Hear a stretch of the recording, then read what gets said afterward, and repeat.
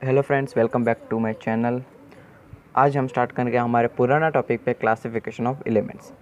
तो पार्ट 1 में हमने देखा था कि जो डॉबेरिनर आया, फिर न्यूलैंड आया, फिर मेंडलीव आया। उसके बाद नया कौन सा बंदा साइंटिस्ट आया जिसने अपना थियोरी बताया पूरे वर्ल्ड को, और वो जो बंदा था उसका थियोरी पूरा क्लासिफिकेशन का सक्सेसफुल गया।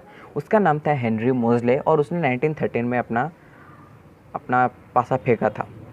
तो मैं आपको वीडियो के एंड में एक ऐसा एलिमेंट्स के बारे में फैक्ट बताऊंगा जिनको आप जान के एकदम चौंका जाएंगे। तो वीडियो को लास्ट तक ज़रूर देखना। तो आइए स्टार्ट करते हैं कि जब 1913 में हेनरी मोज़ले ने जब क्लासिफिकेशन स्टार्ट किया तभी हमारे पास टोटल 118 एलिमेंट्स थे।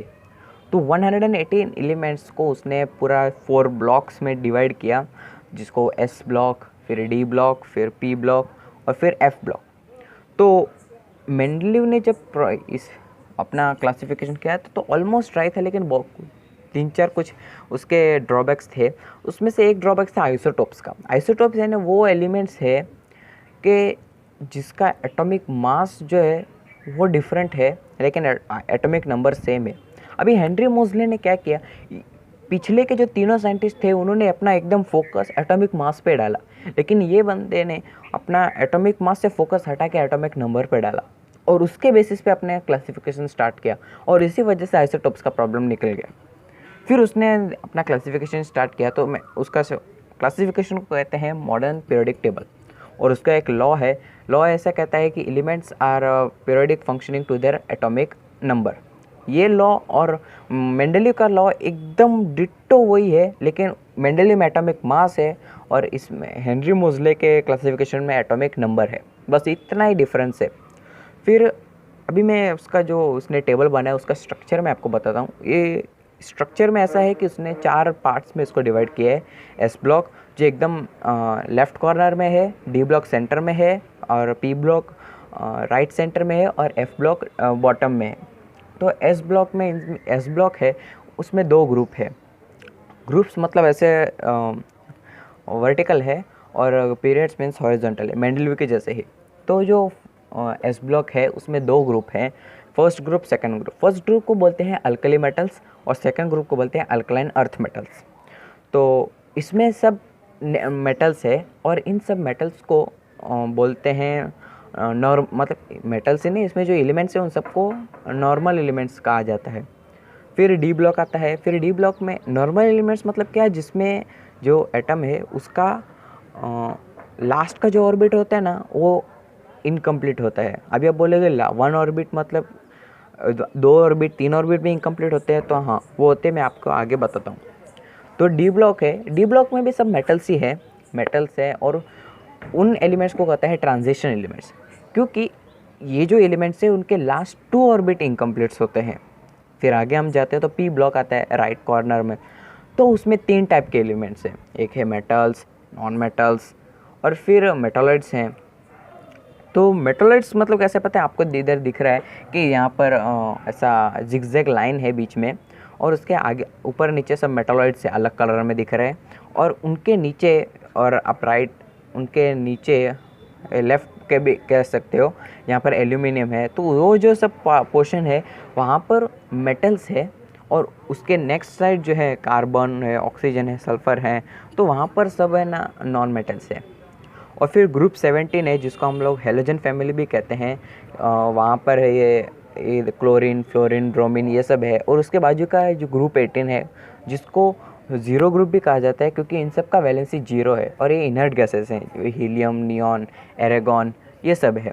तो ये सब पी ब्लॉक में हो गए। और पी ब्लॉक के एलिमेंट्स को भी नॉर्मल एलिमेंट्स कहा जाता है, क्योंकि इनका भी लास्ट जो ऑर्बिट है वो लास्ट का 1 ऑर्बिट इनकम्प्लीट होता है।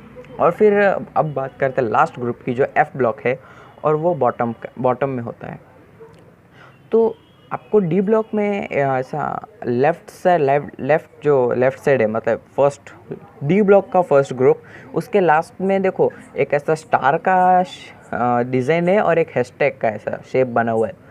तो वहाँ पर जो 2 बॉक्स एम्प्टी है ना, उनका एक कंटिन्यूएशन नीचे एफ ब्लॉक में है।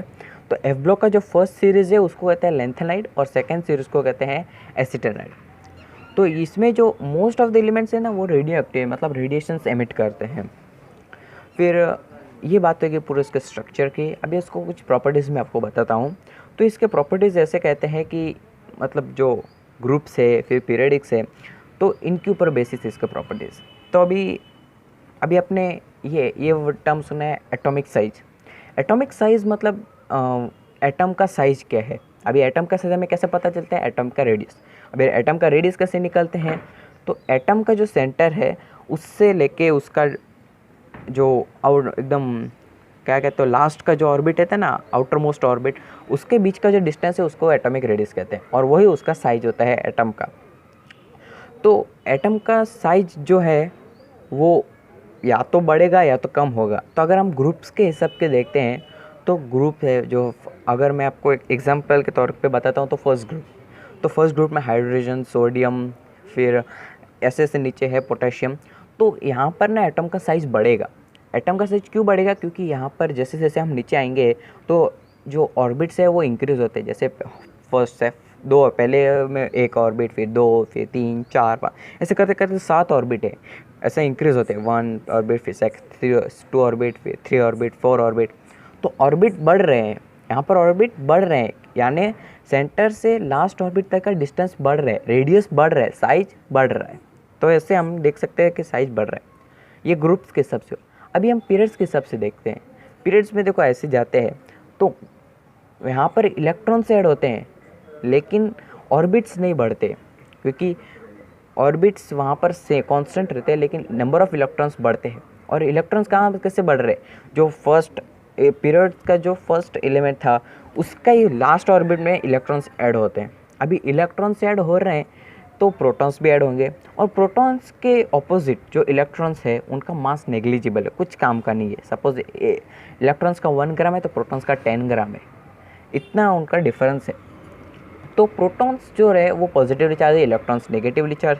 तो जैसे जैसे हम पीरियड्स के मतलब दिस साइड मतलब राइट साइड जाएंगे तो उनका साइज डिक्रीज़ हो रहा है, क्योंकि प्रोटॉन्स जो है वो इलेक्ट्रॉन्स को अपनी ओर पुल कर रहे हैं। तो इसके वजह से एटम्स का इलेक्ट्रॉन्स बढ़ रहा है लेकिन साइज कम हो रहा है, क्योंकि यहाँ पर उसका अट्रैक्शन है, उसको प्रेशर आ रहा है, तो इसलिए उसका जो साइज है वो कम होते हो जा रहा है।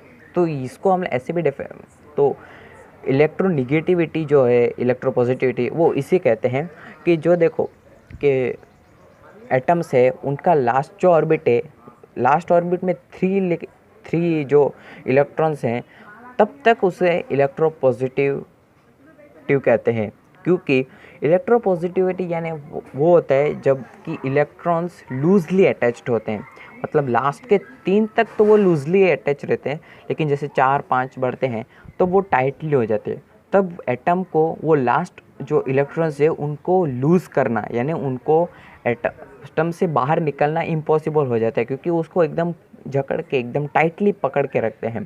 तो इसलिए उसको इलेक्ट्रोनेगेटिविटी कहते हैं। अभी इलेक्ट्रोनेगेटिविटी ज़्यादातर हम लोग को नॉन मेटल्स में दिखते हैं, क्योंकि नॉन मेटल्स जो रहते हैं वो इलेक्ट्रॉन्स डोनेट नहीं करते हैं, और जो इलेक्ट्रोपॉजिटिविटी रहते हैं वो हमें इसमें दिखते हैं मेटल्स में, क्योंकि मेटल्स जो रहते हैं वो मेटल्स को इलेक्ट्रॉन्स को डोनेट करते हैं। तो मेटल्स डोनेट करते हैं और नॉन मेटल्स गेन करते हैं।